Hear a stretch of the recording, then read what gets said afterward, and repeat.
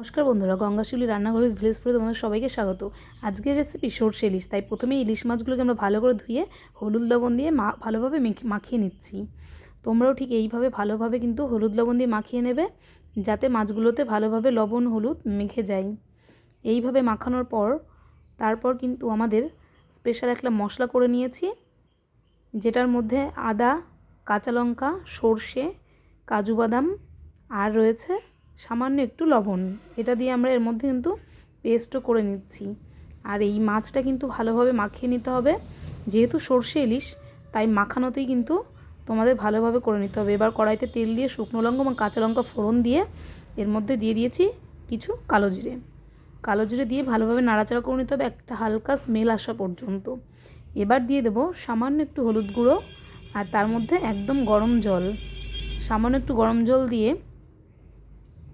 পরিমাণ মতো লবণ দিয়ে নিতে হবে। জলটা ফুটে উঠলেই আমাদের মাখিয়ে নেওয়া যে মাছগুলো রয়েছে হলুদ লবণ দিয়ে, সেই মাছগুলো একে একে কিন্তু ছেড়ে দিতে হবে।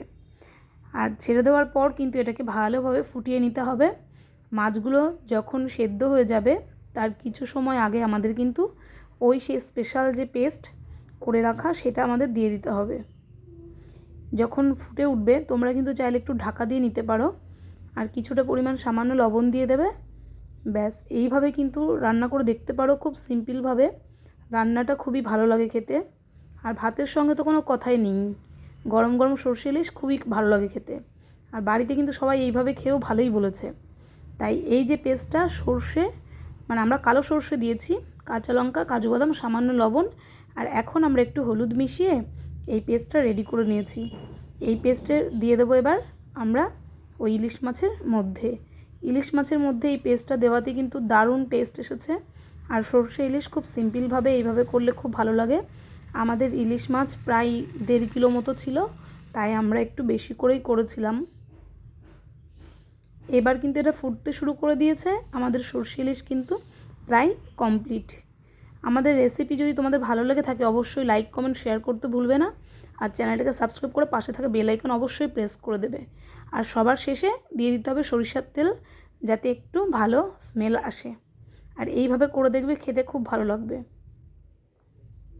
আর আমাদের রান্নাটা কিন্তু কমপ্লিট হয়ে এসেছে। এখানে কিন্তু আমরা সেইভাবে কোনো গুঁড়ো গরম মশলা দিচ্ছি না, তাহলে কিন্তু সরষে ইলিশের যে স্মেলটা সেটা পাওয়া যাবে না। আমাদের রান্না কমপ্লিট। ঠিক এরকম অবস্থায় নামিয়ে নেবে। দেখো বন্ধুরা, দেখতে কত সুন্দর হয়েছে এটা, আর খেতেও কিন্তু খুবই টেস্টি হয়েছে। ধন্যবাদ ভিডিওটি দেখার জন্য। আর আমাদের চ্যানেলের পাশে অবশ্যই থাকবে আর সাবস্ক্রাইব করে দেবে চ্যানেলটা। আর পাশে থাকা বেল আইকন অবশ্যই প্রেস করে দেবে, যাতে সবার আগে আপনি নোটিফিকেশান পেয়ে যান। আর এটা গরম গরম ভাতের সঙ্গে, ব্যাস আর দেরি না করে লাভ নেই। এবার কিন্তু পরিবেশন করার সময় এসে গেছে। হলো, মাছ এত ভালো হয়েছে, ভাত ছিল শুধু মাছই খেয়ে যাচ্ছি। দেখি সত্যি সত্যিই তাই। তাই তো, ভাত বাকিনি। ভাত নেই। 3 পিস হয়ে গেছে অলরেডি। দারুণ দারুণ।